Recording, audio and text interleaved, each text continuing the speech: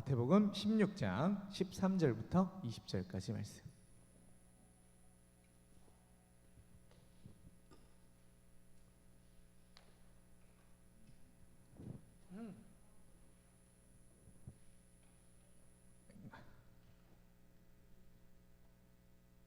한 절씩 교독합니다. 예수께서 빌립보 가이사랴 지방에 이르러 제자들에게 물어 이르시되 사람들이 인자를 누구라 하느냐.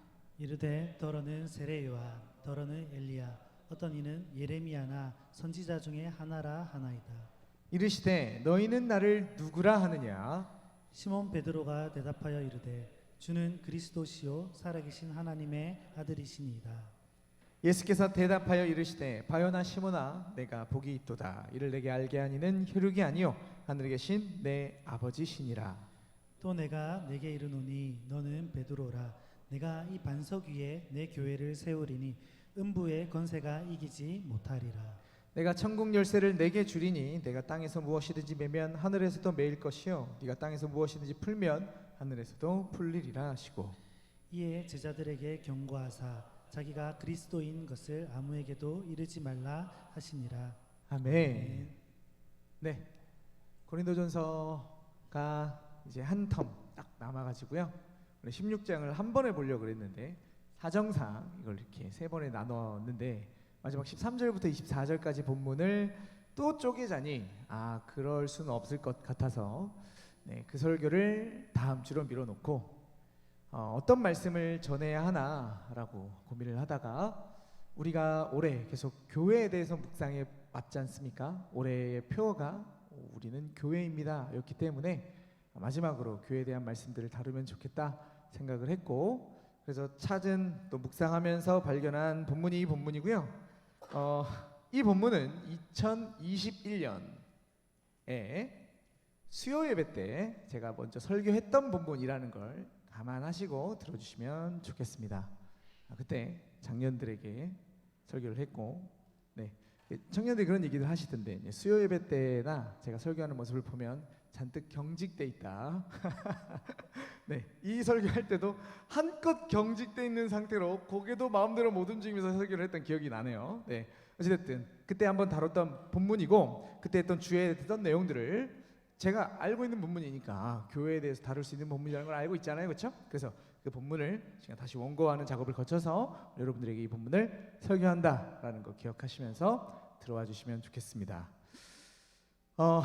예수님이 반석 위에 세운 교회 제목입니다.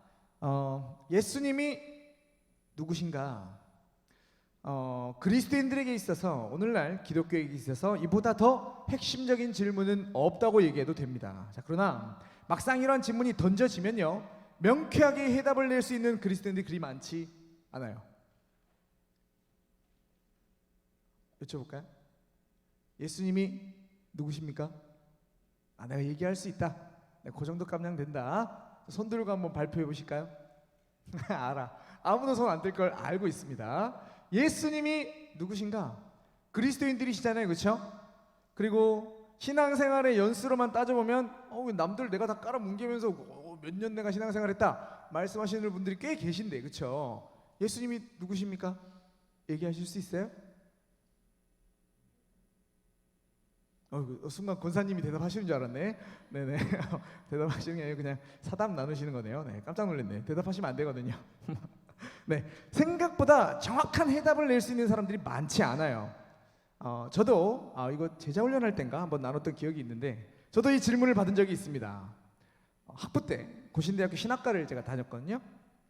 신약 총론 수업이었던 것 같아요. 지금 그 교수님 이름이 생각이 납니다. 성모 교수님이신데, 교수님이 수업을 하시다가 갑자기 칠판에 이걸 적으셨어요. 예수님이 누구신가? 그러면서 탁 멋있게 돌아 쓰신 다음에 이 질문에 대답해봐라 라고 하셨습니다. 여러분들이 그랬던 것처럼 아무도 손을 들지 않았습니다. 신학생들이 한 40-50명 앉아 있었는데 다 이렇게 눈알만 뒤룩뒤룩 굴리면서 아무도 대답하지 않았어요. 그럼 선생님들 어떻게 하시죠? 그렇죠. 자, 오늘 며칠이죠? 이러면서 몇 번. 고등학생 때는 그렇게 하는데 이게 번호가 없잖아요. 그러니까 딱 보시고 그래, 한창훈 집사님 이렇게 딱 찍은 거예요, 한 사람을. 걔가 하다가 이제 오케이, 그리고 다음 사람 그 다음 사람 이렇게 하셨어요. 하다가 제가 누군가가 제발 나한테까지 오기 전에 교수님이 만족하는 답을 했으면 좋겠다. 막 벌벌벌 떨고 있었습니다. 그러다가 하필 교수님이 막 듬성듬성 찝다가 저희 줄을 딱 짚으셨어요. 제가 앉아있는 그 줄의 끝에 있는 애를. 그리고 걔가 대답을 할 때마다 교수님이 조목조목 그게 왜 틀렸는지 비평하기 시작하셨습니다. 그리고 이제 막 랜덤으로 찍다가 갑자기 그 놈으로부터 시작을 해서 놈이 맞습니다. 그 걔로부터 시작해서 그 옆에 하시더라고요. 계속해서 그 애들은 교수님의 비평을 들었습니다. 이래서 너 틀리고 너 이러면 큰일 나. 계속 이렇게. 그리고 이제 딱 양미영 집사님쯤 제가 앉아 있었거든요. 한 명 한 명씩 오는데 제 마음이 어땠을까요? 마음이 벌벌벌벌벌 하고 막 너무 힘든 거죠. 왜냐하면 앞선 친구들이 했던 대답보다 나은 답이 제 안에 생각이 안 났거든요. 그래서 어떡하지? 주님 어떡할까요? 뭐라고 얘기해야 되지? 침묵하고 있을까? 이러고 있다가 제 차례가 된 거예요. 그래 너 대답해봐 라고 하셨습니다.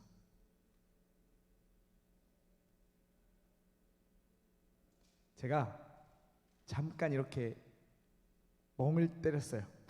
고민을 했겠죠, 속으로. 저거 얘기할까? 이러고 있는 와중에 조용해지니까 다 두루두루 자기 안 걸리길 바라고 있던 학생들이 다 저를 쳐다보기 시작했습니다. 너무 당황이 되는 거예요. 그래서 제가 무심코 뱉은 말이 이 구절입니다. 주는 그리스도시요 살아계신 하나님의 아들이십니다. 오늘 읽었던 본문의 베드로의 고백을 성경 말씀인데 그냥 뱉었어요.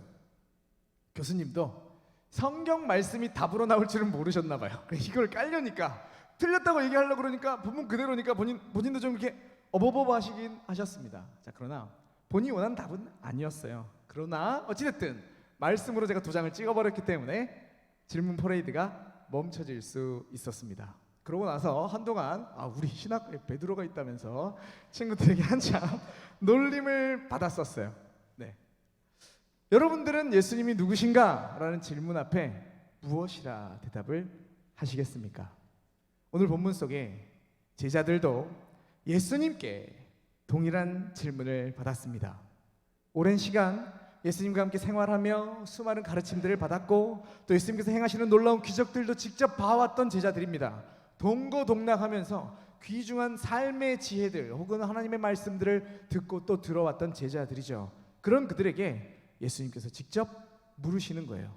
너희는 나를 누구라 하느냐? 또한 예수님께서 이 본문을 통해 오늘 우리에게도 같은 것을 묻고 계시다 확신합니다. 너희는 나를 누구라 하느냐? 우리는 무엇이라 대답을 해드려야 될까요? 오늘 이 본문을 함께 상고함으로 주님께 바른 대답을 올려드릴 수 있는 저와 여러분이 되기를 소원해 봅니다.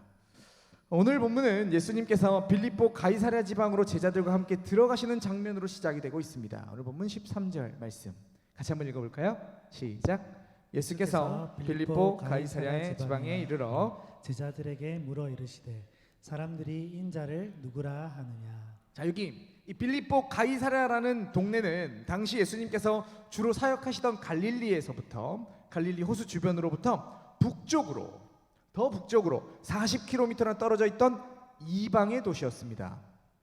빌립보 가이사랴는 본래 파니스라는 이름으로 불렸던 도시인데요. 이 이름은 이 도시에 있던 한 산 동굴에서 판이라고 하는 유명한 신이 탄생했다고 해서 붙여진 이름이었어요. 판이라는 신이 탄생한 동네라서 판의 동네다, 파니스라는 이름으로 그 동네가 불려졌다라는 말입니다. 그리고 그 판이라는 신이 그 동네에서 출생했기 때문에 그 도시 사람들은 이 판신을 경배하는 것이 그들의 삶에 있어서 가장 중요한 일이었어요.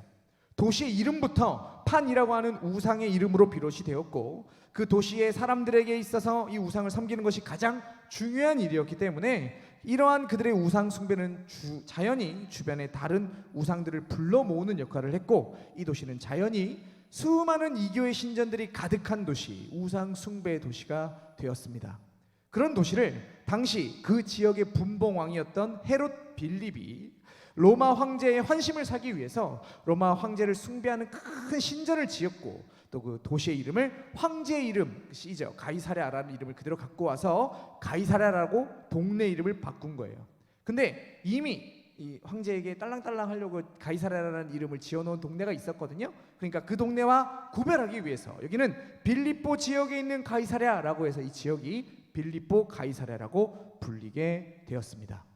수많은 이교의 신전들이 세워져 있던 도시에 로마 황제 숭배의 신전까지 새롭게 더해져 있던 우상 숭배가 가득했던 도시. 오늘 본문에서 주님께서 지금 제자들을 이끌고 들어가신 동네가 이런 곳이었던 거죠. 수많은 우상 숭배가 한 곳으로 모이는 개울과 같은 이 빌립보 가이사랴에서 우리 주님께서 제자들에게 내가 누구니? 묻고 계신 거예요.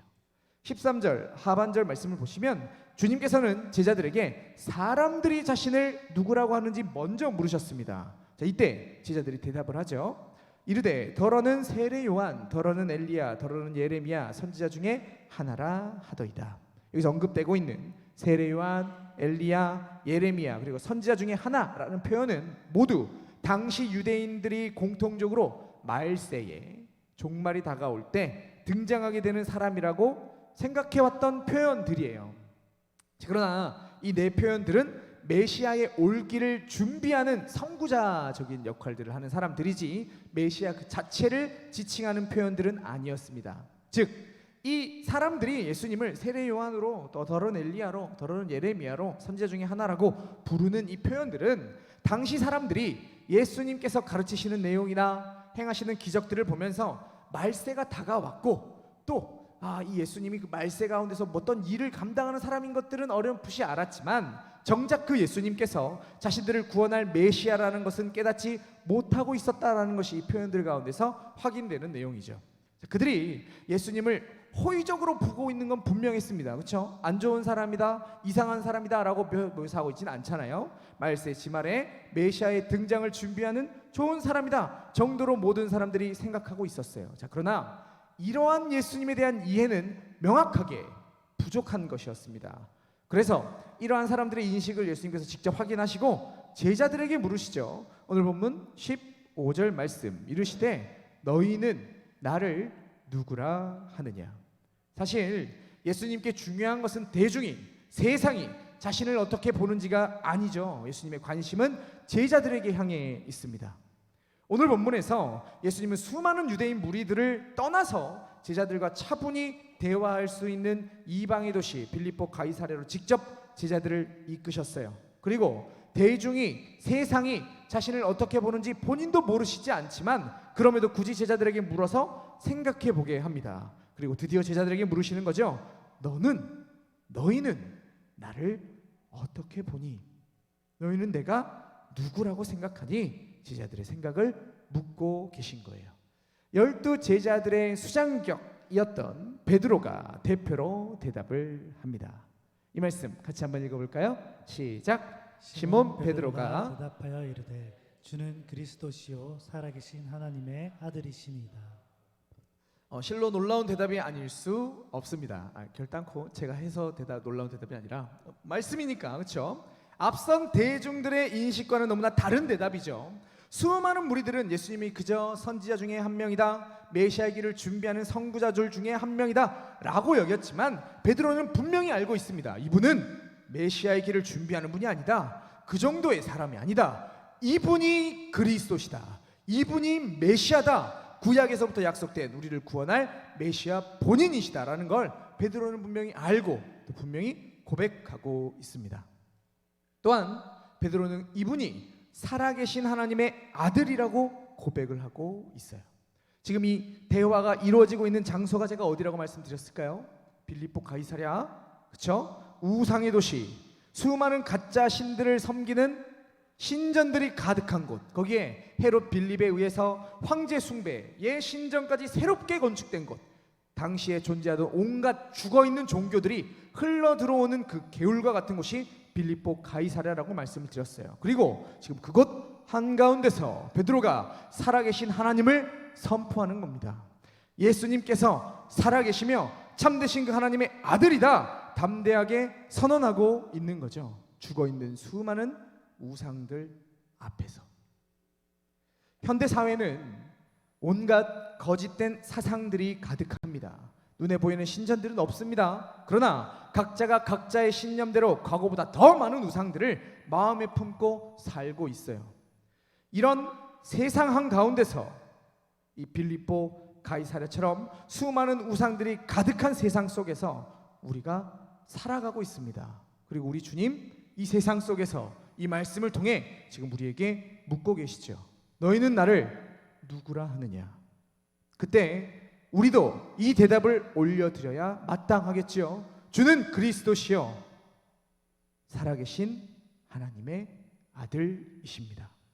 주님만이 우리를 구원할 그리스도이십니다. 주님이 아니고선 구원 얻을 리가 없습니다. 주님만이 살아있는, 죽어있는 우상이 아니라 가짜 신들이 아니라 하나님의, 살아계신 그 하나님의 유일한 아들이십니다. 담대하게 선포할 수 있는 우리가 되어야 마땅합니다.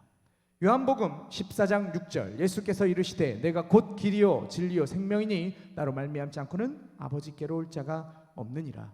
여러 번 설명드렸던 기억이 있고 또 여러 번 들어보셨을 겁니다만 여기 길, 진리, 생명이라는 단어 앞에는 헬라어로 보시면 정관사가 하나씩 꼬박꼬박 붙어 있습니다. 그 길이고 그 진리고 그 생명이라는 거죠. 즉 원문의 뉘앙스를 살려 이 내용을 다시 번역하면 내가 곧 그 길이고 그 진리고 그 생명이다. 다른 길은 없다. 다른 진리는 없다. 다른 생명은 없다. 내가 곧 유일한 길이다. 내가 곧 유일한 진리다. 내가 곧 유일한 생명이다. 그렇기에 나로 말미암지 않고는 하나님 아버지께로 나아갈 수 있는 사람이 아무도 없다. 예수님께서 지금 말씀하고 계시는 겁니다. 오늘날 세상은 구원이라는 것을 산을 올라가는 것과 비슷하다 말들 합니다. 출발하는 장소는 다르지만 또 올라가는 길은 다양할 수 있지만 산 꼭대기에 올라가면 만류귀정이라고 불교든 천주교든 잡다한 어떤 종교든 꼭대기에 가면 만나게 될 것이라고 말을 해요. 그러니까 너만 맞다고 얘기하지 말고 우리는 틀렸다고 얘기하지 말고 그저 다른 거다. 너가 다른 거고 우리가 다른 거다. 무슨 제가 기사에서 봤는데 그 목사하고 스님하고 신부하고 뭐 놀러 갑니까? 밥을 먹습니까? 그런 프로그램이 있더라고요. 그렇죠? 네. 뭐 대화할 수 있어요. 땡중들하고 얘기할 수 있습니다. 이거 스님 열심히 사십시오. 얘기할 수 있습니다. 교제할 수 있어요. 그러나 종교적인 부분에 있어서 그들과 함께 할 수 없습니다. 왜 그럴까요? 유일한 길이니까, 유일한 진리니까, 유일한 생명이니까. 그들과 우리 그냥 다른 거야. 스님도 열심히 하시면 극락하시고 우리도 열심히 예수 믿으면 천국 가고 뭐 극락하고 천국 가고 뭐 같은 데 아니겠습니까? 개똥이에요. 말도 안 되는 소리입니다. 그래서 상생하자. 종교가 하나가 되고 함께 서로를 도와주면서 동종업계 사람들끼리 왜 너만 맞다고 얘기를 하냐고, 같이 가는 거지 라고 얘기를 많이들 하는데 맞는 말인 것 같고 얼핏 들으면 세상의 관점이 주입되어 있는 우리의 이성으로 생각했을 때 좋은 말인 것 같아요. 그러나 오늘날 그리스도인들은 그들을 향해 분명히 얘기할 수 있어야 됩니다. 오늘 본문에 베드로와 같이 대답해야만 하는 거죠. 그저 다른 거 아니다. 니네 틀린 거다. 평생을 절에 처박혀서 머리 깎고 뭐 그렇게 살아도 당신들이 갈 곳은 극락이 아니다. 산꼭대기에서 우리랑 당신들이랑 만나게 되는 게 아니다. 당신들의 삶의 길 끝에는 지옥문이 기다리고 있다. 예수 그리스도만이 유일한 길이고 유일한 진리이고 유일한 생명임을 담대하게 선언할 수 있어야 합니다. 본문 속에 빌립보 가이사랴에서 제자들에게 이 대답을 듣기를 원하셨던 주님께서는 오늘 교회의 입술을 통해서, 교회 안에 있는 여러분들의 입술을 통해서도 지금 이 고백을 듣기를 원하고 계십니다. 독선적이다, 배타적이다, 너네는 틀려먹었다. 대화할 수 있는 자격이 없다. 중고등부 때 설교한 적이 있습니다만 정답이 있어요. 시험 칠 때 오지선다. 대학교에서도 객관식이 나옵니까? 나오나요? 오지선다가 있어요. 정답이 2번입니다. 그럼 2번 빼고는 나머지는 다 오답입니다. 그렇죠? 정답이 있다면 나머지는 다 오답이에요. 근데 선생님이 출제를 잘못하셨어요. 선생님들도 계십니다만 그럼 큰일 나겠죠. 그래서 정답이 없어.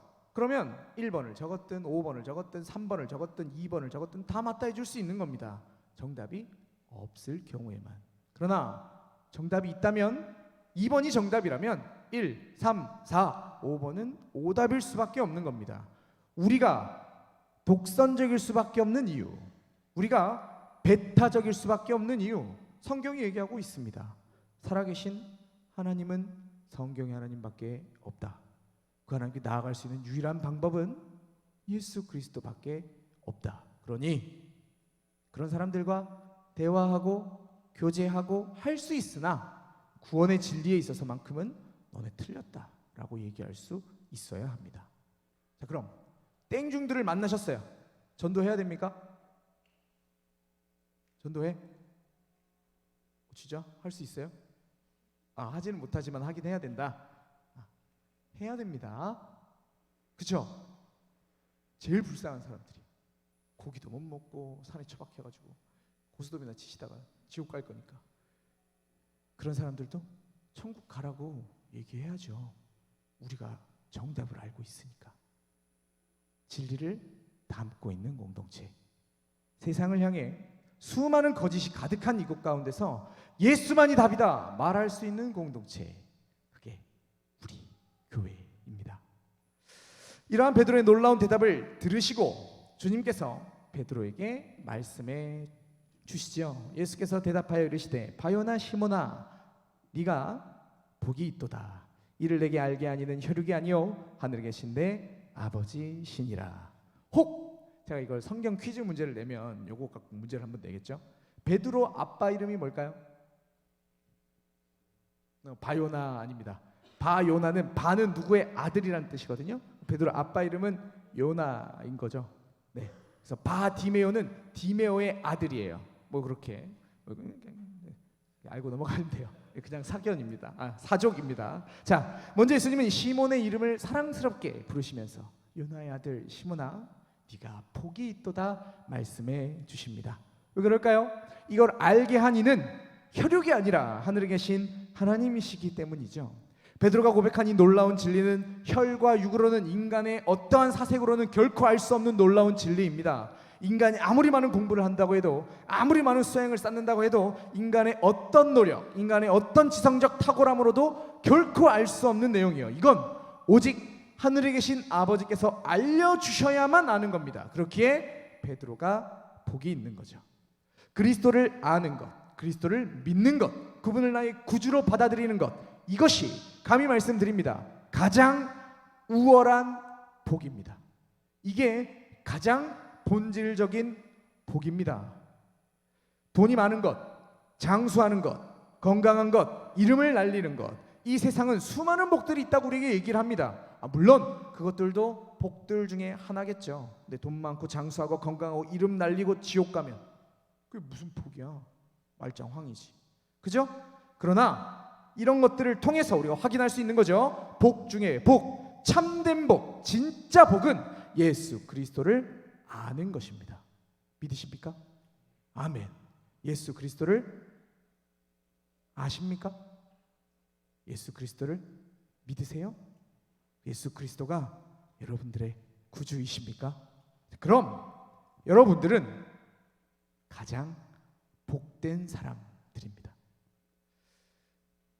예수 그리스도께서 하나님의 아들이신 것을, 그분만이 유일한 그리스도 메시아 구원자이신 것을 우리는 알고 또 믿고 있어요. 우리가 스스로 믿었나요? 그렇다고 생각하실 수 있으나 제자 훈련 해보시면 아시겠지만 내가 믿는 것 아닙니다. 믿게 된 거죠. 중생을 통해 성령의 능력으로 우리가 예수를 믿을 수 있게 바뀌어진 겁니다. 그렇기 때문에 믿음 좋지 하나님의 선물이고 은혜일 수 있는 거죠. 여기서 아멘으로 대답하신 분들, 믿고 있다 고개를 끄덕였던 분들, 우리가 가장 복된 사람들임을 기억하시기 바랍니다. 그렇게 교회 안에 들어온 누구라도 복된 사람입니다. 교회 안에 있는 그 누구는 세상의 어떤 사람과 비교했을 때 가장 큰 복을 누리고 있는 사람들입니다. 여러분들 스스로에게 자부심을 가지셔도 좋지 않을까 생각을 해 봅니다.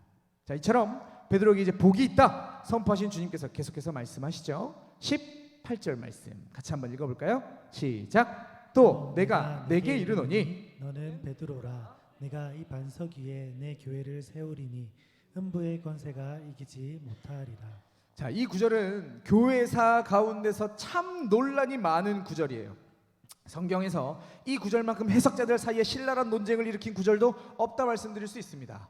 이 논쟁들의 핵심은 그리스도께서 자기의 교회를 세우시겠다고 하신 반석이 뭐냐인 건데, 먼저 로마 가톨릭 천주교는 이 반석을 베드로라고 하는 한 사람으로 봅니다. 그래서 그들은 이 구절을 근거로 베드로가 교회의 반석이다, 그가 바로 초대 교황이다, 베드로에게 놀랄만한 권세가 주어져 있다라고 주장을 합니다. 그리고 이 놀라운 권세들은 뒤이은 교황들에게 계속해서 전해져 내려오고 있다. 교회의 반석이 교황이라는 한 사람 위에 있다라고 이야기를 하죠. 그 반석이 곧 교황이다라고 이야기를 합니다. 자, 그리고 개신교 진영에서는 전통적으로 이와 동일한 열정으로 이렇게 얘기를 합니다. 베드로라는 사람이 반석이 아니다. 교황을 철폐하고 종교개혁을 일으켰으니까 틀렸다라고 하면서 나왔으니까, 그렇죠? 베드로라는 한 사람이 아니라 베드로가 고백한 고백, 그 믿음의 고백이 주는 그리스도시요 살아계신 하나님의 아들이라고 하는 신앙 고백이 바로 교회의 기초가 되는 반석이라고 주장해 왔습니다. 그러나 제가 이 본문을 연구하고 또 많은 주석들을 찾아보면서 내린 결론은 둘 다 틀렸다는 거예요. 얘기 조심스럽긴 한데 감히 말씀드립니다. 둘 다 틀렸습니다. 본문은 명확하게 베드로라는 한 사람을 반석으로 지칭하고 있습니다. 언어 유희를 사용해서 베드로거든요. 반석이라는 뜻이거든요. 베드로, 네가 내 교회의 반석이다 라고 얘기를 하고 있거든요. 그러니까 베드로라는 한 사람이 반석인 건 명확합니다. 자, 그러나 그냥 로마 가톨릭이 얘기하는 것처럼, 천주교가 얘기하는 것처럼 그냥 베드로의 한 인격이 아니죠. 분명히 베드로라는 사람, 저 이 본문 안에 베드로가 교회의 반석이 되는 건 분명하나 우리가 확인할 것은 이 베드로가 어떤 베드로냐라는 거죠. 이 본문 속에서 반석은 로마 가톨릭 주장처럼 분명히 베드로가 맞습니다만 로마 가톨릭이 놓친 게 하나 있어요. 그게 뭐냐? 바로 오늘 본문의 맥락 가운데서 이 베드로가 어떤 모습으로 등장하고 있느냐는 거죠.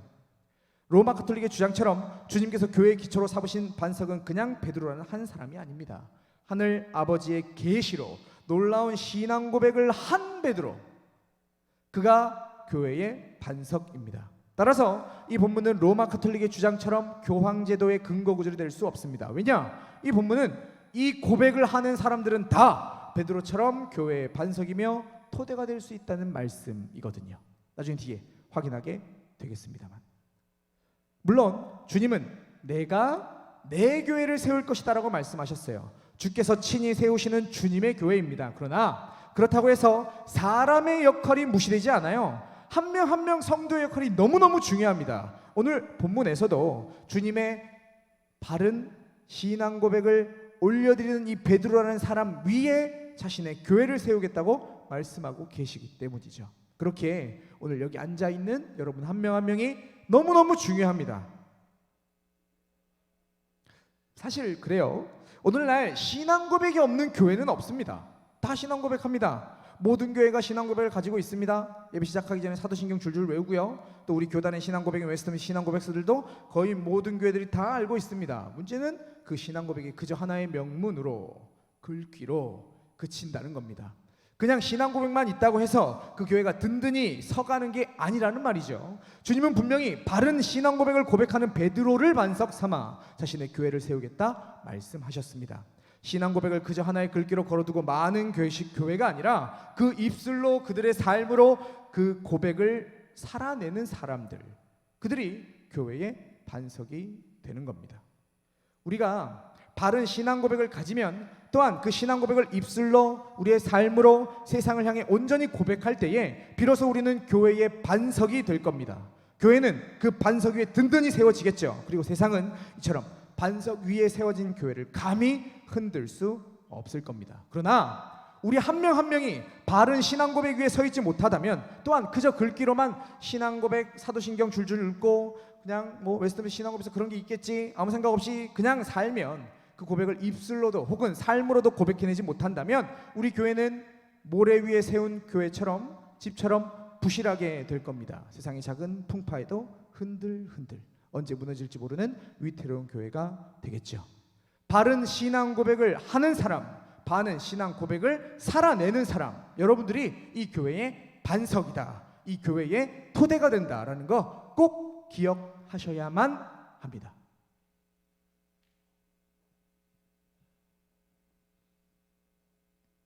사도신경을 강의한 적이 있어요, 그렇죠? 다 들으신 분도 계시고 중간부터 들으신 분도 계시고 못 들으신 분도 계시고 그리고 새로 오신 분들, 내년에 제가 새로 오실 교육자께 믿음학교라는 걸 꼭 해달라고 올 한 해 오셨던 새로운 분들 전부 다 사도신경 강의를 좀 해주시라고 부탁을 드리고 갈 거예요. 그러자고 올해 믿음학교를 진행을 안 했거든요. 한 해 다 뭐 이게 한 주 하고 또 그 다음 주 또 하고 또 이렇게 했더니 진도도 안 나가고 앞에 내용하고 다 따로따로 강의를 진행해 보려고 했더니 또 그렇게 안 되더라고요. 그래서 한 해 동안 오셨던 모든 주신자들을 내년에 다 사도신경의 고백들을 가르치도록 제가 부탁을 드리고 갈 예정인데요. 바른 신앙 고백을 하는 것, 바른 신앙 고백을 이해하는 것, 바른 신앙 고백대로 살아내는 것 더없이 중요합니다. 여러분들이 그런 삶을 살아내 주셔야 한다라는 거죠. 자, 그럼 이렇게 반석 위에 성도들 한 명 한 명이 바른 신앙 고백을 올려드리는 반석이 되어서 그 위에 세워진 교회는요, 당연하게도 놀라운 권세를 가집니다. 18절 하반절 말씀, 음부의 권세가 이기지 못하리라. 여기 음부라는 건 하데스라는 헬라어 단어인데요, 구약 성경에서는 스올이라고도 번역되는 단어입니다. 유대인들은 음부, 스올을 저기 아랫 세상, 죽은 자가 내려가는 곳이라고 흔히 생각을 했어요. 즉 여기 본문의 음부의 권세라는 것은 곧 간단하게 설명드리자면 죽음의 권세, 사망의 권세를 일컫는 말입니다. 성도 한 명 한 명이 바른 신앙 고백 위에 서 있는 교회는, 그 신앙 고백을 드러내는 교회는 사망을 이겨냅니다. 왜냐? 그리스도께서 십자가에서 부활하심으로 사망에게 승리하셨기 때문에. 따라서 그런 주님을 그리스도여 살아계신 하나님의 아들로서 받아들이고 있는 교회는, 그리고 그것을 세상에 담대하게 고백해내는 교회는 당연히 사망을 이겨낼 수 있는 거죠. 이건 놀랍게도 2000년의 교회 역사 가운데서 쭉 증명되어 왔던 내용입니다. 교회를 향한 수많은 공격들이 있었습니다. 교회를 찍어 누르려는 수많은 시도들이 있었어요. 그런데 교회가 없어졌습니까? 아닙니다. 바른 신앙을 가진 성도들은 사망에게 굴복하지 않았습니다. 목에 칼이 들어와도, 짐승들에게 사로잡혀도, 불에 태워져도, 톱으로 켬을 당해도 베드로의 고백을 가진 자들은 그들의 신앙을 포기하지 않았고 교회는 사라지지 않고 이 순간까지 그 믿음의 고백들을 이어왔습니다. 오늘도 동일합니다. 물론 과거처럼 물리적인 공격들은 우리에게 없을지라도 교회를 향한 음부의 권세의 공격, 사망의 공격은 여전합니다. 아니, 오히려 더 교활해졌다라고 얘기할 수 있겠죠. 세상의 수많은 것들을 통해서 매스컴이든 사상이든 정치적 공격이든 교회를 향한 다양한 공격들이 여전히 있습니다. 청년 한 명하고 그런 얘기를 한 적이 있는데, 넷플릭스에 있는 영상들을 쭉 보다 보니까 교회가 뜬금없이 이상하게 계속해서 나오는 거예요. 죄악을 짓는 상황 가운데 뒤에 십자가가 걸려 있다거나, 마약을 하시는 어떤 자매님이 목사님의 따님이시다거나 뭐 이런 거. 오늘은 훨씬 더 교활하게 교회를 향한 공격들이 주어지고 있습니다. 그럼에도 우리는 확신합니다. 반석 위에 세워진 주님의 교회는 그런 상황들 속에 흔들리지 않을 것입니다. 자, 그럼 오늘 우리가 무엇을 해야 하는가? 우리 한 명 한 명이 교회의 반석이 되어야 되겠죠. 우리의 신앙을 굳게 지켜내야 하는 겁니다. 세상의 그 수많은 공격들 앞에서 오염되지 않고 세상과 타협하지 않고 우리의 신앙을 더욱 굳게 지켜내야 하는 거죠. 그리고 이걸 베드로가 그래 했듯이, 우상의 도시 가이사랴에서 담대히 고백했듯이 세상을 향해 고백해내는 우리가 되어야 할 것입니다. 우리의 손과 발로 내 삶을 통해 세상을 향해 우리의 신앙을 드러낼 수 있는 우리가 되어야 한다. 그러면 주님은 그 반석 위에 흔들리지 않는 자신의 교회를 세워나가실 것이다. 마지막 19절에서 교회의 권세, 사망을 이기는 권세뿐만 아니라 한 가지 권세가 더 추가되고 있습니다. 이 말씀 마지막으로 같이 한번 읽어볼까요? 시작. 내가 천국 열쇠를 내게 주리니 내가 땅에서 무엇이든지 매면 하늘에서도 매일 것이요 내가 땅에서 무엇이든지 풀면 하늘에서도 풀리리라 하시고. 음부의 권세가 교회를 이기지 못할 것이라 말씀하시고 주님은 베드로에게 천국 열쇠라는 걸 주고 계십니다. 자, 그럼 여기서 얘기하고 있는 천국 열쇠가 뭐냐? 시간 많이 갔으니까 정리하자면 말씀의 권세입니다. 왜냐? 이어지는 이 구절 속에 매고 푼다라고 하는 이 표현들이요, 당시 랍비들의 고난을 일컬을 때 사용되던 관용적 표현이었거든요. 랍비들은 그들이 가진 말씀에 의거하여 무엇이 맞고 무엇이 틀렸는지를 가렸습니다. 그래서 말씀을 맡고 있던 랍비들은 그저 말씀을 가르칠 뿐 아니라 사람들이 삶의 어떤 문제들을 랍비에게 가져오면 그들이 가진 말씀으로 시시비비를 가려주는 판관의 역할도 감당했어요. 물론 이 본문을 보면서 로마 가톨릭 천주교는 얘기합니다. 봐라, 주님께서 천국 문 열쇠를 베드로에게 주지 않느냐, 말씀을 해석하는 권한을 초대 교황인 베드로에게 주고 있다라고 말하면서 교황 개인이 말씀의 권세를 가지고 있다고 말합니다. 그래서 그들은 자기들 마음대로 말씀을 교황이 좌지우지하고 자신의 뜻대로 해석해서 교황이 얘기한 내용들이 성경 위에 있어요. 그런 해석을 교황이 했다고 생각을 하니까. 자, 이건 성경을 하나만 알고 둘은 모르는 거죠. 방금 읽은 16장 19절과 똑같은 구절이 마태복음 18장에서 한 번 더 등장합니다. 진실로 너희에게 이르노니 무엇이든지 너희가 땅에서 매면 하늘에서도 매일 것이요 무엇이든지 땅에서 풀면 하늘에서도 풀리리라. 제가 앞서 신앙 고백을 하는 베드로 한 개인이 아니라 신앙 고백을 하는 모든 성도들이 다 여기에 반석이다라고 얘기했던 내용이 이걸 통해 확인이 됩니다. 앞서 16장 19절에서는 신앙 고백을 한 베드로 한 명에게 이 천국 열쇠가 주어지고 있습니다만, 여기서 보시면 너희 제자 공동체가 다 이 천국 열쇠를 붙들고 있는 사람들이라고 묘사되고 있습니다. 그렇죠? 그러니까 베드로 한 사람이 아니라 모든 제자들에게 이 권세가 주어져 있다라는 거예요. 말씀의 권세. 따라서 앞선 16장의 말씀도 베드로 개인이 아니라 교회에게, 제자 공동체에게 이 권세가 주어져 있는 것임을 확인하게 됩니다. 이게 반석 위에 세움을 받은 교회가 가지는 두 번째 권세인 말씀의 권세입니다. 자, 그럼 이 말씀의 권세가 왜 하필 천국 열쇠로 묘사가 되는가? 당연한 거예요. 교회에 오셔서 여러분들이 뭘 받습니까? 교회에서 전해지는 게 뭡니까? 말씀밖에 없어요. 전에 부활에 대해서 설명하면서 제가 말씀드린 바가 있습니다만, 여기 딱 왔는데 예수님이 딱 앉아있어요. 여기. 그럼 땡이지. 손자국 보여주시고 예수님, 보이냐? 그럼 끝나는 거예요. 근데 예수님 없어요. 없습니다. 교회 와서 우리가 들을 수 있는 건 말씀밖에 없어요. 말씀이 선포되고 그 말씀을 붙들고 살아가는 우리 성도들밖에 없는 거죠. 자, 그런데 그 말씀을 듣고 이 말씀을 믿는 사람들이 어떻게 되죠? 당연합니다. 죄 사함 받고 구원받아 앞서 말씀드린 대로 천국에 가죠. 반대로 이 말씀을 거부하는 자들은 지옥에 처박히게 되겠죠. 그렇게 말씀의 권세가 천국 열쇠가 되는 겁니다. 우리 교회에도, 우리 청년교구에도 천국 열쇠가 주어져 있습니다. 놀라운 말씀의 권세가 주어져 있죠. 문제는 그 열쇠를 우리가 활용해야 한다라는 거예요. 열쇠를 받고 주머니에 넣어놓고 앞에 서 있으면 문이 자동으로 열립니까? 열쇠를 활용해야 되는 겁니다. 찬장에 넣어두고 활용하지 않는다면 무슨 결과를 나타낼 수 있겠어요? 먼저 말씀을 맡은 저와 같은 자들이 눈물로 기도하며 인생을 갈아내며 목숨을 바쳐내며 피 끓는 심정으로 말씀을 준비하고 선포해야겠죠.